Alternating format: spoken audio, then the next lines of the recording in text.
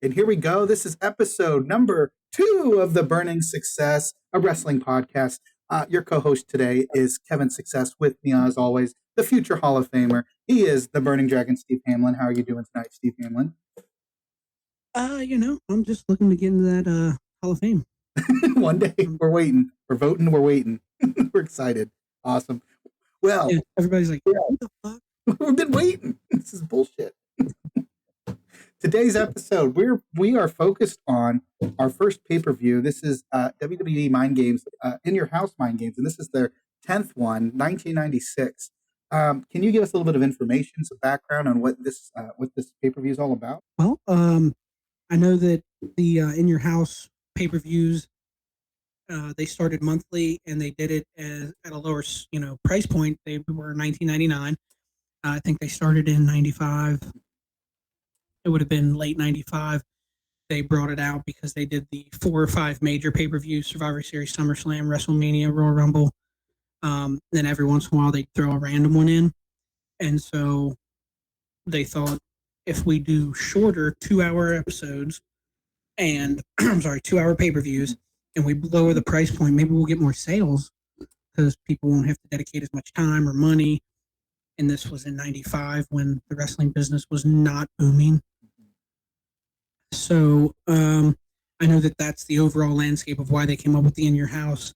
And if you're used to wrestling pay-per-views, most wrestling pay-per-views in this era were 3 hours. Mm-hmm. And now they're 5 hours, which doesn't really make much sense, but whatever. So the price point's a little bit lower. This is coming right out of Philadelphia, live from Philadelphia.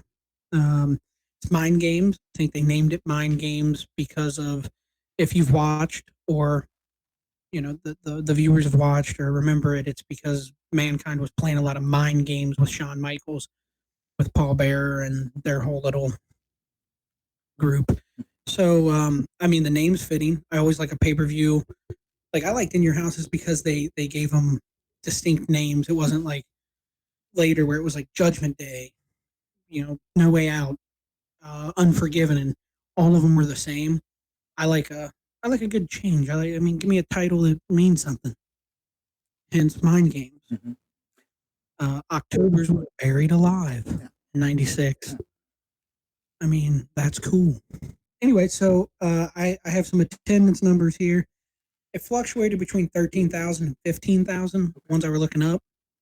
So I just went with 13,000 just because WWE is known to inflate their numbers, which I would too. Yeah. Right now our podcast has like 10 views. Yeah. Anyway, so I went off 13,000. That's at a $100 price point on a ticket. That's your average. You're talking 1.3 million at the gate just in ticket sales. That's probably up a little bit because front row was more than 100. Right. But the nosebleeds were less. So on average, I'm thinking 1.3 million is pretty close on a gate. You got merchandise sales and I looked that up. I couldn't find any per head. That's how they do it. Like WWE and companies, they'll say on average, every fan that comes. So out of 13,000, every one of those should spend $15 at the merchandise stand, program, or a necklace, or those wristbands, or whatever. But that's their idea. Sure. Yeah. So, but I couldn't find those numbers. She said she thought you meant a tire, like on a vehicle. You never got a commemorative tire? Yeah. All right. So anyway, back to where we were. And feel free to cut that out or leave it in. I don't care if people know I'm stupid. Anyway. And so the buy rate I saw was 120,000 buys. And what does that mean? Like people viewing it at home? That's the people that purchase the pay-per-view, and the way they do that, it's 120,000. These were priced at $19.99. Nice. I know that just off memory, actually. That's impressive. Well, because when they went to the format in like 97 and 98, they all went to 30, $29.99. And I remember my parents being like, "What the hell's the matter with you?" And just 2 hours still? Like it wasn't 3 hours? No, they went to the 3 hours. Ah, that's okay. Still $30. Yeah, and right. Sometimes pay-per-views are about 3 weeks apart. Yeah. So sometimes you'd get 2 on one cable bill. My parents were ready to kill me. That's probably why they went into debt. Right. At that rate, at the 120,000 buys at 1999, they made $2,398,800,000. Just for the folks that watching at home.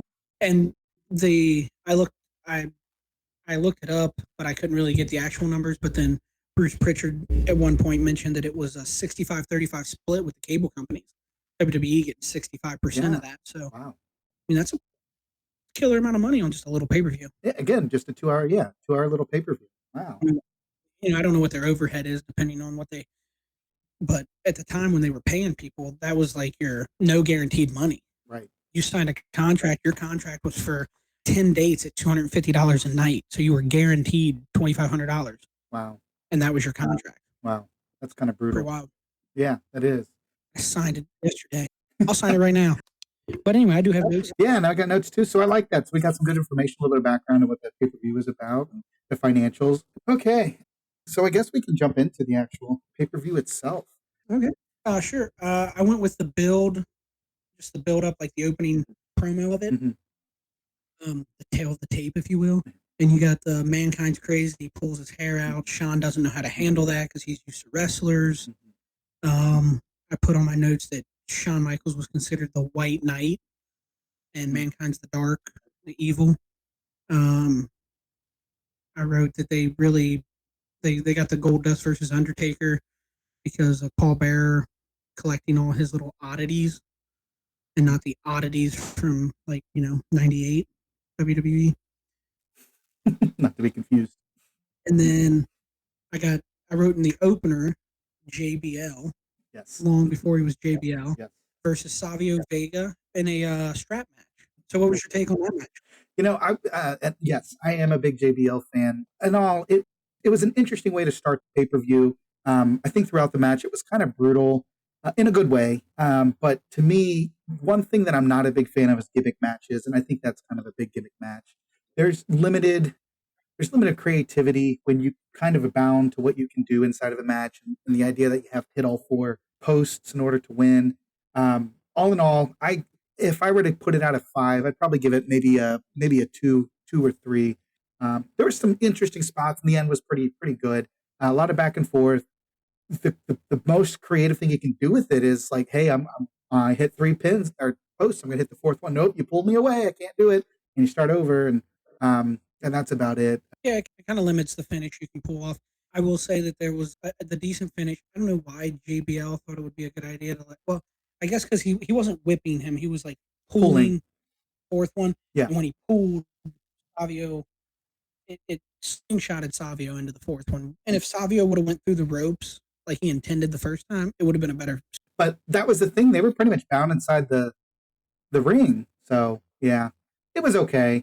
And it was an opener. No, and then what else do I got on here? I got the ECW stuff. That's kind of when all this takes. Yeah, in our last podcast, we kind of talked about that. So that was kind of neat. It looked like the fans got into it too, which was kind of a good point there. Yeah, and they were in Philadelphia, and so you have ECW come over. It was okay. I'm not a big ECW guy. Never was. I didn't understand the hype. But I didn't like that kind of wrestling because I was a WWF fan. Right. So I was conditioned to like different stuff, and then ECW happened, and I'm like, I don't get it. Let's be honest. I think ECW's success is just gore. It's just blood, busting people open the most creative way possible. Barbed wire scraped against your skull. It's not wrestling, more or less just a brutal fight mixed with wrestling moves. So some people love it, sure. I also didn't get into it too much. Some of that just freaked me out. So yeah, I think I'm in agreement with you with that. So that was the first match. Savio Vegas versus Bradshaw. It was okay. Just an okay. Yeah. Do you want to give it like a letter grade? I just 1 out of 5. Well, we could, if we were to do a letter, I think I'd give it a C. 1 out of 5, probably maybe a 3.2. I'm feeling kind of around there. Maybe even like a 3.0. It was okay. There wasn't really like a lot of botches or anything. It was solid. It hit its peak early. You're limited, and that's why I like bull rope. Bull rope matches are the kind of thing as a strap. Yeah. But I like a dog collar match because you're not touching anything. You're just beating the shit out of each other. You can't get away from the other guy. Exactly. I'm sorry. Oh yes, the great letter. I like the finish, so I would probably go with the 3.2. 3.2. Okay. I think this next match, yeah. What you got? I think you're kind of more excited than most folks about it. I'm a big Jim Cornette fan. Met the guy once and looked like a total douche. As I said, this man's been all over. He's been in every promotion there is. He's, I'm going to ask him something really smart. I'm going to ask him something that not a lot of people ask. And then I get up there and I take my picture and I'm standing next to him. And then all of a sudden I look over and I say, "What's the Undertaker like?" Well, he's a grown man. He's a grown man, you fuckhead. That's what he should have said. He should have said, "Get out." He should have been like, "Let's go." Is that all he said? He's what did he say? He said, "Well, he's the Undertaker." That's what he said. And he's right. And he's right. 100%. He, in fact, is the Undertaker. You had your chance and you kind of blew it. Is what you're telling us. That seems to be my MO. I met Sting and dropped the ball there too. Oh, jeez. Did you ask him what the Undertaker's like too? Yeah, I did. That's the only thing I ask any wrestler I've ever met. Oh, I met Samoa Joe too. I've met quite a few wrestlers. Samoa Joe signed my shoe. I met Rey Mysterio. Very cool. Very cool. I'm about 3 feet taller than him. And then Samoa Joe was cool, but he comes out of ROH and he's tired and he had a match and he's like signing everybody's shit. And I'm sitting there and like, he turns and looks at me and I didn't have anything. And I'm like, oh. And so I took my shoe off and had him sign my shoe. It says Samoa Joe right on the side. It's lugs. They're a pair of lugs. Lugs. Hey, that'll work. So this was before his debut in Impact Wrestling or whatever. I think that was his next after ROH. He was in TNA. Was he? TNA? Oh, okay. This would have been 2008. Okay. So not like way too long ago. On to the next. Yes, the Jim Cornette match. Yeah. That was kind of a throwaway, kind of a let me up. It's just kind of goofy. Yeah. Him versus Jose Lothario. Yeah. And that probably stems from, I don't know if you did any research before this pay-per-view, but the Jim Cornette and Jose Lothario thing probably stems from Jim Cornette being Vader's manager, Jose being HBK's manager, and they were in a feud at the time. Yeah. Well, yeah, what manager's the better manager, and the best way to do that is to have a 1-minute fight in the ring on a pay-per-view. So there you go. And I wrote Jim Cornette is money. Let the man promo. Yes. Because when he's making fun of Jose Lothario for being old, and he said he's so old in school he didn't have history. Jim Cornette is really good on the mic. That being said, it was a waste of a match. I wouldn't even grade it. Right. You can't really. It was the finish was what Lothario punches him, I think, and pins him. Because what else can you do when you're 80 years old? And like Jim Cornette had broke both his legs jumping off of a Right. scaffolding. Not worth it. So, and then I got we got the random promo. I don't know if you even watched it, but I did. Yeah, with Brian Pillman. Yeah, Austin, and Owen Hart. 3 big names in wrestling. Infamous now, all of them. Exactly. Yeah. But one thing that came from that promo that was pretty. I think this is the promo where Austin talks about what he thinks of Bret, and he says, I quote, "If you put the letter S in front of Hitman, you've got my exact opinion of Bret Hart." And I think that is an incredible line. Fantastic. Yeah. Okay. Did you think it was awful weird that Stone Cold came out with no breaking glass? When we kind of did pre-notes on this, and you had mentioned that. I didn't know that till I watched it, and it was strange. He got the breaking glass. Well, he got it at WrestleMania 13, I think was the first one. Oh. Where the glass breaks, and he comes out and he faces Bret Hart, which would be 5 months after this pay-per-view. So, but yeah, it's just totally different because for 20 some odd years now, we've been nothing but breaking glass, and there come, shit's about to hit the fan. With a bad taste in my mouth. I think that's the best way to put it. Exactly. Okay, why don't we move on to the next match? What's the next one after that promo? Oh, I did want to mention that I wrote in my notes, Owen is a goof. Yeah, Owen's promos are he's hard. He's great in the ring. Yeah. On the mic. Yeah. But Pillman calling people idiots and ugly and gross and garbage and just being a complete goof. The next match is a tag match. Yes. It's the Smoking Guns versus Bulldog and Owen. Mm-hmm. On paper, this match should have been really good. A good, kind of like, from what I recall from these guys, a good technical match. What are your thoughts altogether? Well, I'll just kind of read off my notes and put the Guns snore. Yeah. The Smoking Guns were just born. Billy Gunn and Bart Gunn, and I mean Bart Gunn. I mean, proven legitimate tough guy, but stop. Yeah. Just stop. Look, if I wanted to look at half naked cowboys, I'd buy a calendar. I think you have some validity there.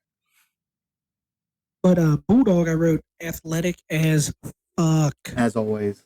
Hall of Famer, for sure. Yeah, he does like a kip up front handspring, sideways cartwheel roll thing. It was wild. Yeah. He does all this and he just walks over. I'm like, all right, boy. It was an okay match. I mean, you're talking about the middle of the pay-per-view at this, or well, maybe not the middle, but we're getting to the meat of the pay-per-view. I was gonna say it was a title change.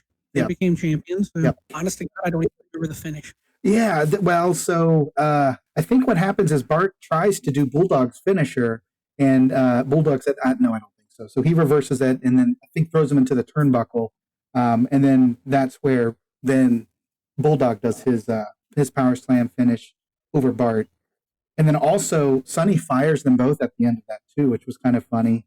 She got all worked up. Overall, I still probably will also give it a C.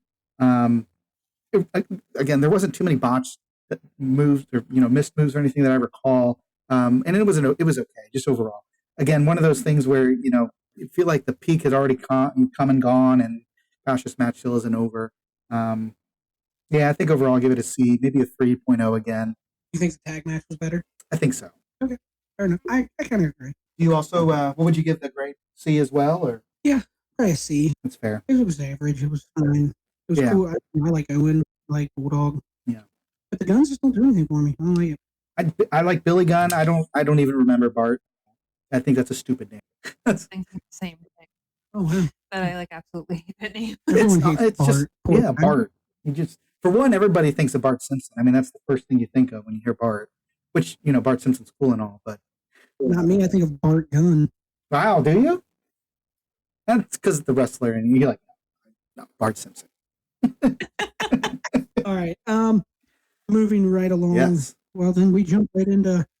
I got Taker versus Goldust here in a curtain match. Final curtain match is what. Yes. Come on. Oh, you know what? Well, before that actually was the Mark Henry versus Jerry King match. Oh yeah. And it's easy. Right over that. Well, it's easy to go right over because again, it was just kind of like a couple minutes. This was Mark Henry's debut, and in my opinion, I think the match served its purpose. I think King did a phenomenal job to be another that typical heel that'll come out and say, "Look, let's just call it what it is. I'm a much better performer than you. You can come out here and wrestle if you want to, whatever." And then throughout the match, which again was 3 minutes long. I think King did a great job putting him over. Again, Mark Henry, the biggest athlete in the world, he did a great job, I think, showing his power. His execution on moves wasn't great, and I think I read somewhere that after this match, he kind of went back into more training. Mark Henry's not my favorite wrestler. I don't think anybody in the world honestly would say that he is. But again, he's a giant. I think every organization that I just. He serves his purpose as a big guy. So, but I like Jerry King. I think he's not just great as a commentator, but even when he was performing, he had a great career. He's definitely well-deserved Hall of Famer. And he's just a great heel altogether. So, and even at the end of that match, I think Marty Jannetty, Leif Cassidy, and Triple H come out, and Mark Henry throws them all out of the ring. So it just again proving his point as a big guy. So it served its purpose. Again, nobody's going to say it was a great match. It wasn't supposed to be, I don't think, to be honest. But no, it's a good squash. It's a squash. Yeah. Even after that, I don't remember him coming back until he's in the Nation. 97, mid to late 97, maybe. Yeah, it's got to be a while. Jeez. So probably him training, I guess, throughout that time. Yeah, Mark Henry's career was okay, I guess. But It sounds like you hate him. what are you talking about? It's like I hate him. I mean, let's just be honest. Bigger guys, they're limited to what they can do. They pick people up and slam them down. For what the match was, it's another C for me. Mark Henry, he did a good job. He looked powerful. He looked big, whatever. But a lot of the moves, he did okay on. And I think Jerry did the best he could to sell him and to take bumps the best he could. But it just was limited. So I think a C is my grade for that match. Okay. Yeah. I'm going to give it a D. I don't like squash matches. Yeah. They make sense. I get it. But I don't know why they would use, I don't know. They could have got the thing done with Leaf Cassidy and Butch Dance or whatever the guy's name is. Right. Marty Jannetty. And that's a good point. Why do Jerry Lawler? But it was done well. It was fine, but I do give it a D for that. I think that's very fair. Anyway, moving on. Undertaker, Goldust. Yeah. Yes. What were your thoughts on the co-main event? The second bigger match of the pay-per-view, I think we both agree Undertaker's a great wrestler. I think he's, as a matter of fact, your favorite if you had to pick one. 100%. Yeah. And Goldust, I think, is a great performer, too. And maybe I had higher hopes than what it came of, but to be honest, overall, I don't know. I just couldn't get into it too much. It started, and then it just kind of kept going. Yeah, there just wasn't a lot of big spots. I feel like even there was. So the final curtain, you have to pinfall, right? You have to pin him, right? The issue with that is Tim White, who was the referee. There was a spot where they were both outside of the ring, and he starts trying to count him out. So that was a botch by the referee. I think, too, that there was a spot where Goldust threw the gold dust into Taker's eyes. I think Taker sold that well. As a matter of fact, he sold that for like 2/3 of the match. Oh, I got a word for it. Stiff. He didn't have a chance to sell it. The guy hit him with like 4 pounds of just glitter. That's right. Yeah. Crazy. He's got it in his hands. He could have thrown it up in the air, and the guy could have. Right. Instead, he waits till Undertaker bends over and just. It's from like me to this microphone. I think that was, and that was the epitome of the match. And maybe they were just off, the entire time. I wrote this match is silly. Yeah. Goldust looks out of shape. Yeah. The powder spot was stiff. Throwing live rounds, throwing potatoes. I also wrote that the finish would have been the match. Here's the thing. I gave the match, and this was hard for me to do. I gave the match a D. Because they didn't seem to click. Yeah. They have a casket match at one point. It might have been before this. It just seemed like maybe Goldust was behind a step or was waiting for Undertaker to lead the way more, maybe, or something. I don't know. I'm not in their heads, obviously, but it was a little odd. And then that damn chokeslam spot at the finish when he goes to climb up on the top Undertaker, he goes to do the chokeslam, and Goldust jumps off, lands on his feet, and then takes this really hard back bump. So the one split second where he lands on his feet to do the back bump, it just threw it all off for me, to be honest. Yeah. And that's that's the highlight of them. That should probably be the highlight of the match, the finish. So that does just like it just draws even more energy out of you watching it. Just like, oh, come on. Yeah. So I think you have a really good take on it. And it was a D. It was a D. I would give it a C- for sure. It is hard to say that because again, these are really honestly two great wrestlers. Should have been a great match, but I think you had a great take that maybe Goldust was waiting. But like you said, we're not in our heads, but maybe that's what it looks like. Maybe he was kind of waiting for Taker to take the lead on some things, and it just didn't click. And I think we should be harsh on it because again, they are two good performers, and that should have been a great match. Yeah, absolutely. Yeah, excellent. Moving right along. I mean, we're knocking out of this. Let me ask you this: be it that we talked about your fandom being, I don't know, would you say 2004 to now? Yeah, mid 2000. What would you think? What did you think of the production? What did you think of the styles. What did you think of Vince on commentary? Let's get a little bit of that, and then we'll jump. That's a good point. I'm actually kind of, maybe this is the ignorance of me saying this, kind of surprised how well the camera work does then as it does now. There's a lot of moves that if the camera was right there on it, especially in high def now that we're see these guys take these moves and be like, oh man, that's as fake as it can be. And we're talking about 1996, so you know that the technology is limited as it is. I think they do a really good job. The attire and things like that, and the lights, you're limited to what you can do. It is definitely different than it is today with all of the high definition and all the colors of the lights, and then Vince on commentary, he's okay. He can be entertaining for sure. He says a lot of goofy things, but he's energetic. He's got a lot of charisma, and I think he knows that, and he uses that to his advantage. Some of his terminology, I think, is repetitive sometimes. But I thought he was okay. I thought he was okay as a commentator, especially his voice. He just gets all into it, and you're just like, just comparing it to today from then. I really think they did a decent job with what they had and the budget that I'm sure that they had, which was probably pretty limited. What would your take be with that production back then? I think I have a weird look at it because I've watched it the whole time. Like I've seen the growth, the change, and I've seen when they went to full high definition and all these different things, and you can really tell they've had the same director for a long time because all the cuts and all the everything have always been the same. And Kevin Dunn knows what he's doing. If he didn't, Vince wouldn't keep him around.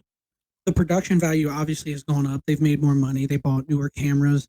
The ring, they went from the old metal barricades that everything's padded, so it looks like a very sterilized. The new set and everything's so sterilized and so padded and modernized, and it looks put together. Mm-hmm. So when you go and you watch like an AEW or like an ROH or all these shows that aren't that way, I think I've been conditioned enough that I think wrestling's supposed to look like it's produced. It's not supposed to look like an 80s smoke-filled arena where you got, a bunch of goons yelling at the, like, I like the WWE looking professional. And so going back and rewatching the old ones, I'm like, wow, it's crazy that this was, that I know what it's going to grow into and become this all together, put together stage, I guess, in a sense. It's basically like they make movies on like a movie set, and they make it to where like the guardrail will fall down when they go through it, or it's protected. It's enough for them to run on and walk. So WWE has their own soundstage mic'd up in certain spots. It's produced. It's very conducive to a television show. Everything looks pristine. Mm-hmm. Everything's got good angles. So going back and looking at these old shows, I'm like, I almost don't even remember WWE being there. Yeah, like it evolved. It's evolved. Yeah. Yeah, it's evolved into what it needs to be. Yeah. So that was cool. And like I said, it was cool. It's cool to go back and see, and like the rings have changed. Mm-hmm. They got the red and the white and the blue turnbuckles and ropes, and now they're like black and silver, and it looks better on TV, to be honest. The rings have like digital screens on them too, don't they? They'll like present. No, yeah, that's all good advancements. It was all good. The production's always been the best. WWE's had the best production of any company ever, and it always will. It'll always be above and beyond. Do you want to get into the main event now that we've kind of seen your take on it and how you feel? Yeah, let's get in the main event. So this was awesome, and I think this is what really, if you think of the pay-per-view, you don't think of any of the matches, but the main event, which was Mankind versus Shawn Michaels. Researching it, I found out that this is actually the only pay-per-view that both of these guys been together in as a singles match. And that's crazy because of the success.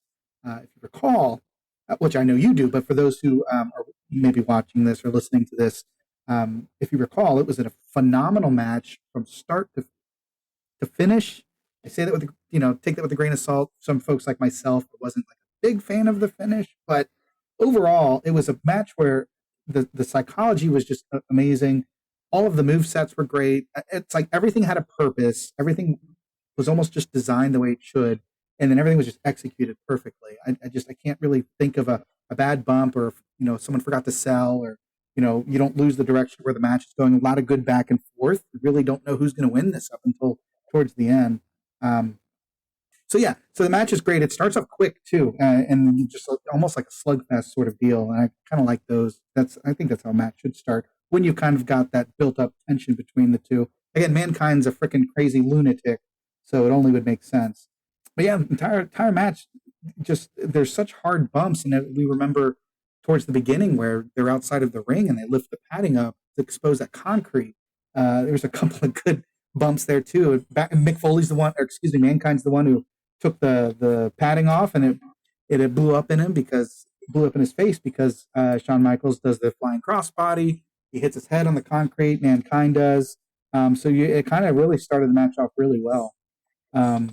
Overall, the match was awesome. I think we're gonna have a lot of good talking points on this, but my take is what I love the most is what Shawn Michaels did working on Mankind's hand. I mean, there were spots where he bit it. He was biting the crap out of it, stomping on it, and all because, of course, the mandible claw, which we saw Mankind hit a few times. My favorite spot in the entire match was actually when Shawn Michaels Irish whips Mankind.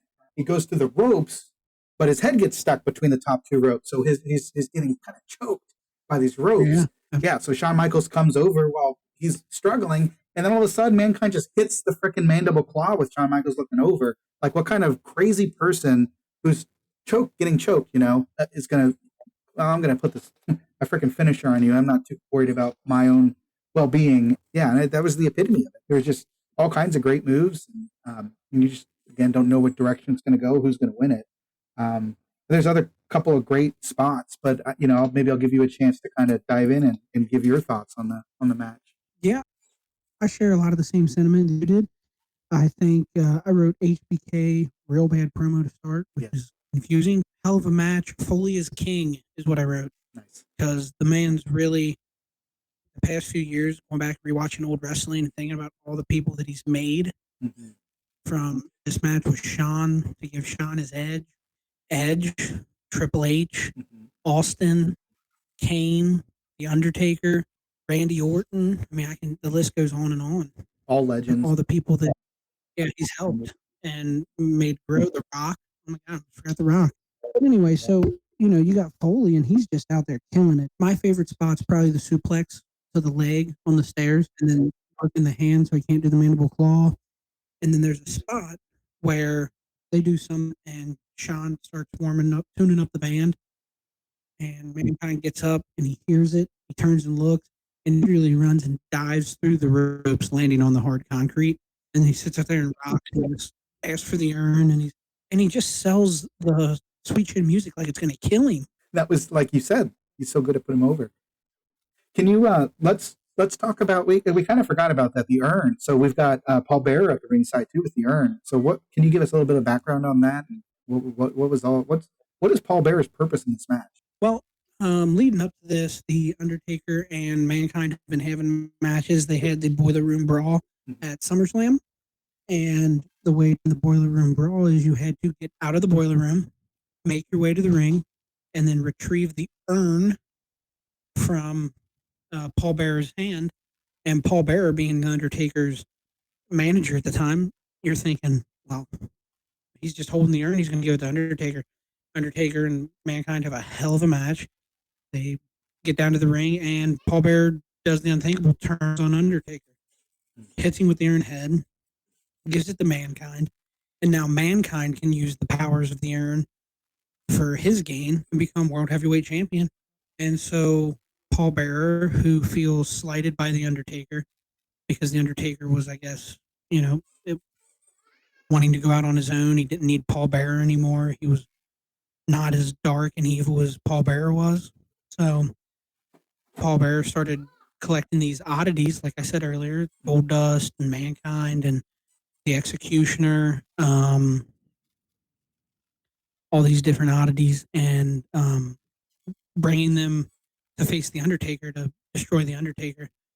And this is all going to lead, spoiler alert, this is all going to lead to Kane, the brother of the Undertaker, debuting in about a year from this pay-per-view. Yeah, thanks for the background. I felt like that was kind of important because, and this match started with, so we're going to also see down the road that the next matches, I think we talked about a Buried Alive match. So with Mankind Undertaker. So the beginning of the match, I believe Mankind comes out in the casket that, kind of hyping up this match that's going to come up. Because he's a lunatic. He's crazy. And like you said, he's got the urn. Mankind's already insane enough as it is. So him plus having the power of the urn, I mean, it's only no wonder that he becomes champion. So, good. I'm glad we kind of talked about that. You know what? Another good spot. Tell us a little bit about the spot where Mick Foley doesn't take a move and make Shawn Michaels upset. What was that all? Oh, well, what happened was, you have to go back a couple months, at that SummerSlam that we were talking about. It was SummerSlam 6. You have Shawn Michaels, HBK, Heartbreak Kid Shawn Michaels, facing the Mastodon Vader with Jim Cornette in his corner. And they were high on Vader. They wanted Vader to be this monster heel, take out Shawn Michaels, who was the little guy. And I guess everyone got in Vader's head. This is the behind the scenes. And it's, I guess everyone was getting in Vader's head and telling him, like, look, you can't hurt Shawn. You got a reputation of hurting people. You broke a man's back. You can't hurt Shawn. He's the champion. He's the face that runs the place. He's the money. And I guess Big Van Vader, Leon, just got all in his head and was like, almost taking it easy on Shawn, because Shawn's a prima donna, always has been. And so in their match at SummerSlam, Vader was too slow getting up, and Shawn had to wait too long on a spot.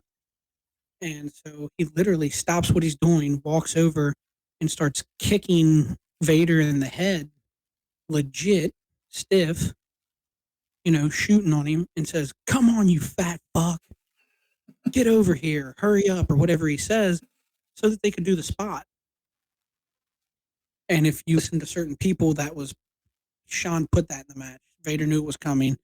That's what it was. It was a spot. They called it. They said, hey, we're going to play into this. Everyone thinking I'm a prima donna. We're going to do this spot. And if you listen to Shawn, and I think Bruce Pritchard's kind of the same idea, that was all a setup, and that they wanted to show Shawn as this prima donna kind of, just work the boys a little bit kind of thing.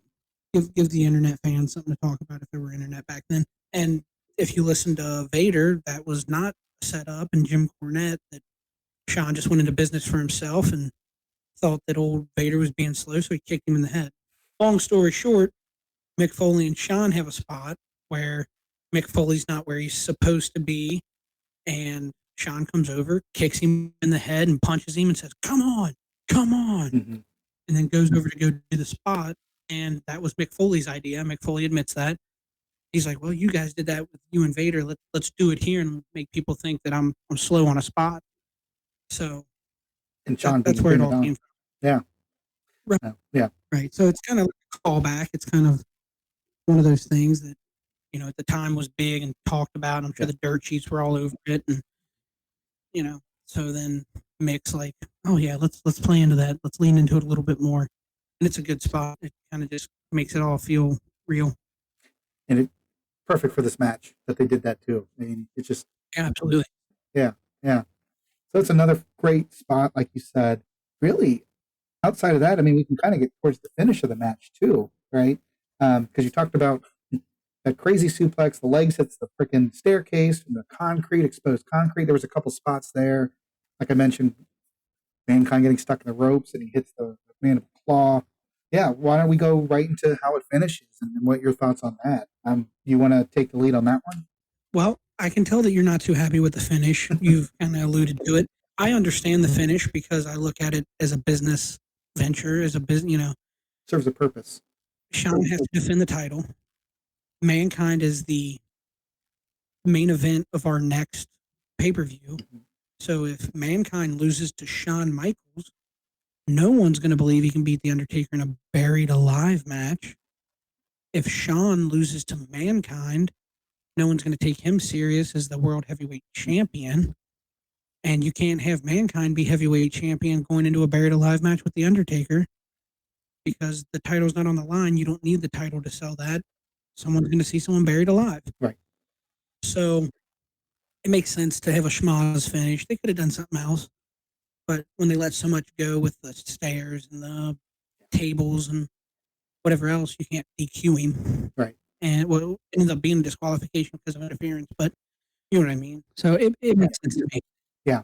Oh, and there was also the spot where they go through a table. Yeah, it was I think a suplex. Mm-hmm. Yeah, back body drop maybe or something. Table exploded. Yeah, back suplex where Shawn turns. Yes, exactly. So Shawn turns, and then that's right when they hit the table, and it literally exploded. So yeah, that was the finish. It was Vader who interferes, and it kind of makes, out of anybody to interfere, that I guess it kind of makes sense. We kind of talked about that. His sort of his background with this with the wrestlers rather. So it's a good take. The theory of what they should do. And I think that's how you analyze matches. Me, I'm an easy mark on things. I usually going for the face, love baby face turns. I hate outside interference, especially from a heel, that supporting of a heel. But that's a great take on it. So overall, what would you rate the match, even considering and A plus. A plus? You have to. You have to. Even though I wasn't a big fan of the finish, I also would give it an A plus. Absolutely. Yeah. Every like I said earlier, every move had a purpose. It was executed perfectly. I don't recall any botches throughout the match. Me neither. Yeah. And so at the very end of it, after the disqualification happened, we got to see some interesting things, right? So yeah, Vader comes out. Shawn Michaels knocks him out of the ring. And he's got his head turned towards the ramp where Vader's leaving, whatever. Bearer comes behind him, hits him in the urn, so that knocks down HBK. So Mick Foley at this point, he's still kind of aggravated. That was the other thing towards the end of the match, Mick Foley Mankind being frustrated because he hit the double arm DDT, then he pile drives Michaels, and then he tries to pin him 3 different times. And then he starts, getting frustrated, whatever, pulling his hair out. So at that point on, Mankind is kind of getting really upset. So at this point, right, Shawn Michaels gets Vader out of the ring, whatever. He gets hit in the head. Mankind tells Bear to open the casket because he's going to put him in there. And then who is in the casket? No other than Undertaker. The Undertaker. That's slick. Yes. And the crowd loved it. Big pop. That was kind of a cool finish. Again, I also give it an A plus, maybe 4.5 or maybe 4.6 out of 5 stars. And the biggest reason, not even just because the match didn't finish by an actual victory, but I think finishers are so important for matches. So if it was a sweet chin music to Mankind, or if it was a double arm DDT from Mankind to Shawn Michaels, we didn't get to see it because of the interference. But yeah, fantastic match. Shame we never really get to see them two in other pay-per-views. Overall, it was a good experience. What would you give the complete pay-per-view? Only because it has one really good match. The rest were kind of weird. I'm going to go ahead and give it a B minus. B minus, because the match carried it so much. Like you talked about before, it's only a 2-hour pay-per-view too, so they've only got so much stuff to cram in there. So if we also consider the promos, some of them were also kind of weird. I think a B minus is a fair thing to give it to, because of the Mankind HBK. I would have to agree. C plus or B minus. It's hard because there really was a lot of goofy matches throughout the pay-per-view. I think I'm going to give it a C plus, to be honest. I think that's my take on it, a C plus. Okay. Yeah. I can come down to a C plus. It is hard. You think about the squash matches that occurred, plus the kind of disappointing match with us. Yeah. Let's go C plus. Yeah, absolutely worth a watch. I would suggest maybe just jumping right into the main event if you don't have 2 hours. Definitely see the main event. Yeah, agreed. All right. Well, how we've decided that we're going to do our next pay-per-view or viewing party or review of something, we'll pick a year and a month and we'll watch that pay-per-view. So I think without further ado, we should announce that. I think you should go with 1999. What month would you like, sir? 1999. Let's go. Well, let's just go something basic. Let's do January. What was January of 1999? That they didn't have a pay-per-view that month. Okay. I think they had 2. Yeah. No, it was actually the Royal Rumble. Royal Rumble. The 1999 Royal Rumble on January 24th or something like that, maybe. That's impressive. And again, I just gonna say Ask me again, anything. Ask me anything. that's what's impressive about this podcast is you're like an encyclopedia. So, Royal Rumble of 1999. Do you recall? I'm gonna look here. Let's see what else you Yes. remember. Do you so obviously the Royal Rumble was the purpose of the pay-per-view. Correct. What other Rock versus Mankind. I Yeah. Quit match. very good The Rock versus Yeah. Mankind? There was an See. Intercontinental Championship match. Do you recall who that was? Who the two were? At the time, I'm gonna get Ken Shamrock might have been the champion. Yeah. Yes. Correct. You I recall? can't recall who he faced. Well, it's because you're one of the guys you don't care for too much is Billy Gunn. So Billy Gunn versus okay. Ken Shamrock. Yeah. Yeah. I was a Snore. huge Ken Shamrock mark. And he was phenomenal Huge. wrestler. Yeah. How could you not? Yeah, he was really ankle good. locks are awesome. Yeah. Matter of fact, Steve Hamlin, your finisher was in BWA an ankle lock, if I do recall. 100%. And I do recall Ankle lock. because you put me in them a lot. I might put my wife in an ankle lock here in a second. Right now. Oh, but she's got an injured ankle too, right? Yeah. Well, that's a she typical might tap Steve, out. that's a typical Steve Hamlin Yeah. move. Yeah. 100%. Don't let me know you're injured. And that's good. That's how you become successful as a performer. All right, let's do another All right. quiz. So, Yeah. okay, one more quick, and then we'll jump into it. Okay, cool. We'll jump into getting off here and figuring out the next month. I'm sorry, the next episode. Next episode, We next already figured the pay-per-view. month. Do you recall? I mean, there's a couple of special things about the Royal Rumble, but can you tell me one unique thing, or at least one unique thing about the 1999 Royal Rumble? Well, do you want a spoiler, or what do you want? Because there's an odd winner. Somebody I don't think you could guess who won this match. Actually, let's Unless not you're talk looking at it. there was. How about we go to a first? Yeah, let's not spoil it, but there is a first for that Royal Rumble, something that's never happened before, as far as an entry. It's the first woman in a Royal Rumble. That's correct. And who was that woman? Dave Bautista. The one and only. No, China. It was China. Yeah. China, the first woman to enter the Royal Rumble. Absolutely. That is correct. Awesome. Yes, Well, I'm looking forward to that one because again, this pay-per-view was great and all, but I think this Royal Rumble, from what I'm seeing right now on paper, is going to be a good pay-per-view to talk about. So I'm excited to do that one. It's okay. It's okay. It was okay. Fair. Well, this was a good episode. This was another Burning Success episode. We went over In Your House Mind Game. In Your House Mind Game, yes. Number 10, 1996. Yeah. So thank you, as always, future Hall of Famer, Burning Dragon Steve Hamlin. It was a great time to talk to you tonight. Thank you, Kevin Success, the CEO, CFO, COO, General Manager. What else did we call you? Jesus Christ. I think that was about it. Every 3-letter combination you could think of and then General Manager. Yeah. Oh, I can't wait to talk about their NBWA days. So It'll be a good episode. It's going to be great.